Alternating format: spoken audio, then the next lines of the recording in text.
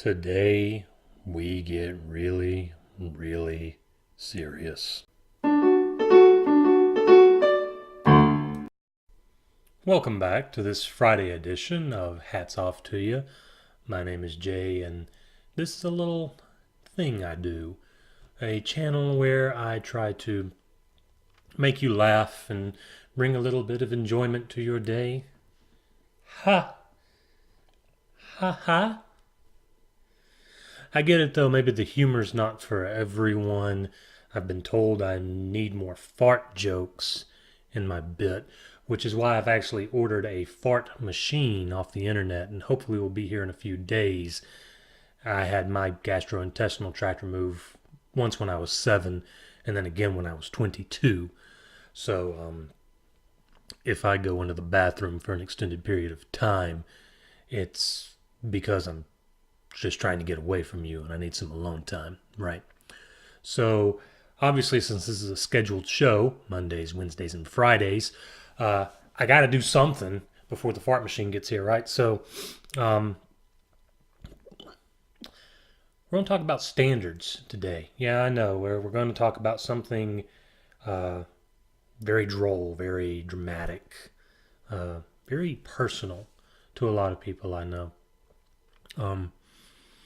See, standards, and right now, immediately, people are thinking, oh, standards. Is that why my wife doesn't like me and why she wants me to buy all this nice stuff? Or is that why my husband thinks that I need to have a bigger butt or whatever? Yes, but no. The standards I'm going to be talking about are different than those standards because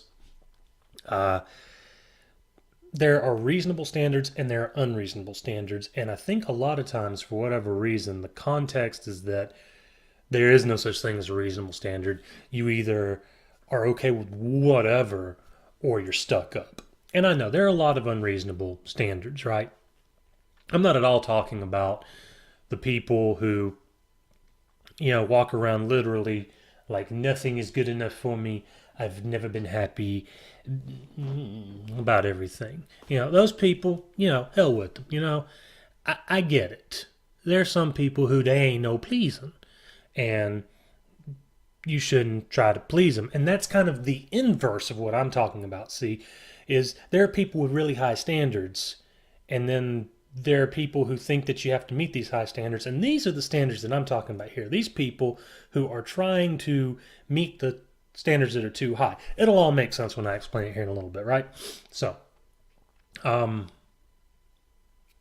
when we talk standards, we immediately think of the stuck-up woman who has everything. What do you buy her? She has everything. We think of the guy who's rolling in the Bugatti, using his $100 bills for kindling in his gigantic fireplace at night. We think of people who have maybe a Burger King budget, but an Olive Garden appetite. Or, people who are maybe like Target fashionistas who really want the upper crustish type clothing, right? And I mean, yeah, you got to live within your means. You've got to kind of be the person that you can afford to be. Like I said, I'm not talking about the people who have unreasonably high standards, but there's this almost like a disease where we either have no standards or we think that standards have to be inexplicably just crazy high, and it doesn't have to be. There's a such thing as moderate standards. For instance, probably the easiest example, the lowest hanging fruit on this tree, this lovely tree I have here, is people from my generation, your late Gen Xers, your Gen Ys. I guess I can claim a little bit of the millennial generation. I don't know where it all separates out on the timeline, but younger folks grew up with Disney movies and Disney adaptations of old folk tales and such. And typically when Disney gets a hold of something, it becomes a scrappy young gentleman and a well-to-do young woman meet under diverse and often very harrowing circumstances.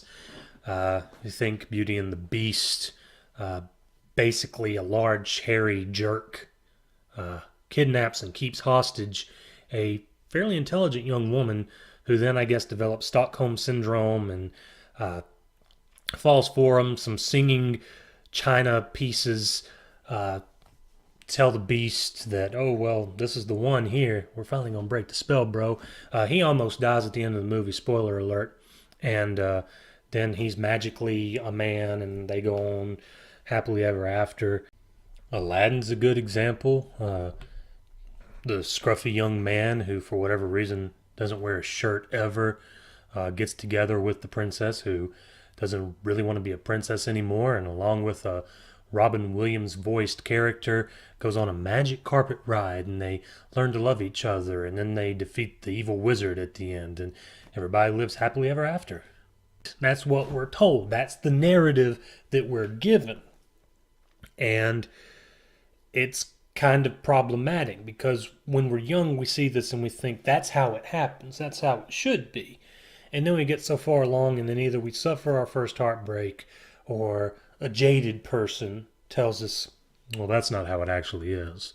You're actually probably going to hate the person you grow up to marry. And see, we did a complete 180. We went from, hey, you know what, the world doesn't suck, to you're going to hate everybody you're close to. Where's the in between there? And that's what I'm trying to talk about, right? I'm trying to talk about finding a nice happy medium between having your head in the clouds and having all this bitterness and this dark heart over here. There's got to be some happy medium, right?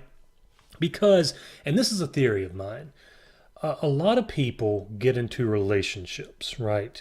A lot of people, and I can relate to some degree, when you're young, you're trying to find yourself. You're trying to find the sort of person who you want to be. You try to emulate people you see on television or whatever. And you try to be a certain type of person. And as you're trying to find your way through life, you see people with girlfriends, boyfriends, whatever, and you say, well, I want that. Why can't I have that? And maybe it's just naturally harder for you, or maybe just the right one hasn't showed up or whatever. But the thing is, people who maybe have those difficulties, when they finally get them somebody who's decent, they've heard all these, well, you're always going to fight. She's always going to throw things at your head. She's going to hate your friends, and she's not going to let you watch football or whatever. And I'm speaking from the dude's point of view. Clearly, that's all I know. But you see, you can put the inverse the other way. A girl grows up, and I'm making some assumptions here. A girl grows up thinking that men are supposed to be a little controlling. Men are supposed to want sandwiches delivered to them at all times. Men want a certain body type and only a certain body type. And if you are not big enough, then you're just not desirable. And you know what? That guy's okay if he passes you up. Because what's a personality, right? You see where I'm going, hopefully now. You do not need you. I'm speaking to you directly, whoever you are. You do not need to set your standards very low for how people are supposed to treat you, because as a person, you are automatically, by the very nature of you being alive, entitled to a certain amount of respect and a certain amount of consideration. That's not to mean that everybody is supposed to just love you and throw their blessings upon you, but they need to treat you like you're a person, because you are a person, the same way that they are a person, the people who are treating you unlike a person. Right, of course. So, but I see a lot of times where people get into relationships thinking, oh, well, they're just like that. And there are all these red flags that come up, and then they get too far down the line, and then things happen, and then they're left wondering, I thought that it was supposed to be that way. I thought we were supposed to fight. I thought she was supposed to hate things. I thought he was supposed to mistreat me and verbally abuse me and stuff. And then we wonder why things like the divorce rate are so high, and we wonder why people get into fight. And you look down through your Facebook feed, or you see videos, or you see you hear people talking at work or whatever, and it's like, I just don't understand. Or you see people who almost get to the point where they're walking stereotypes, and that's what's really sad.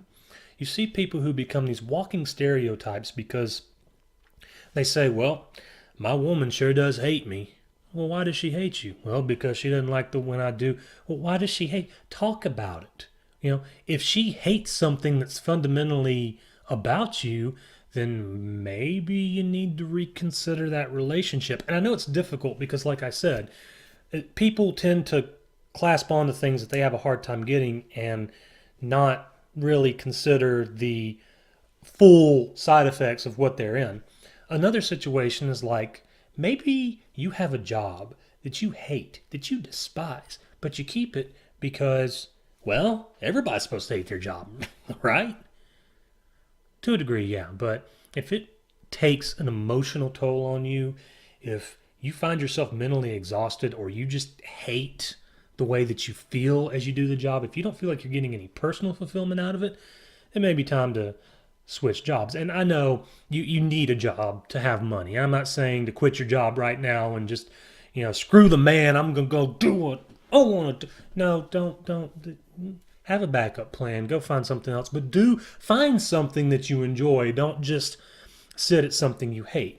Maybe you have friends who give you crap because you're not like them. Maybe they dress a certain way, or they listen to a certain type of music, or maybe they're all sports people and you're not, and they give you crap about it. Well, you know what?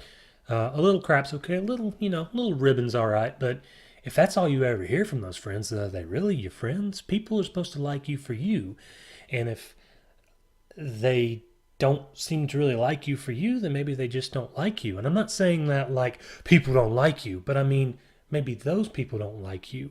And it's up to you to respect yourself enough to hang around people who respect you. That's very important. I'll repeat it again. It's up to you to respect yourself enough to hang around people who respect you the way that you should be respected. If somebody's abusive to you, if somebody just gives you crap for everything that you do, if somebody fundamentally despises something that's you, okay? And that's not to say that everybody's going to get along with you and that, your ideal woman is going to, or your ideal man is going to love everything about you and they're going to be football racing enthusiasts who like to dress in flannel and wear hats and anything like that. No, you're not going to find somebody who is 100% you and in tune with you, and that's okay. Life's kind of like a Venn diagram. You got to have some overlap, but you can have a little. But still, there has to be some overlap. You have to mesh with certain people a certain way. So I say all that to basically say unto you, dear viewer, this has been an advice episode, by and large an advice episode. Hopefully it reaches you. Hopefully it reaches somebody who maybe needed to hear this, okay? As a person, you deserve respect. Everybody deserves respect, unless you're an absolute ass. You deserve respect, and even then, maybe you deserve a little respect. Just a little respect. So, be nice to yourself, and don't hang around people who ain't nice to you, because life's too short for that. Don't live your life miserable.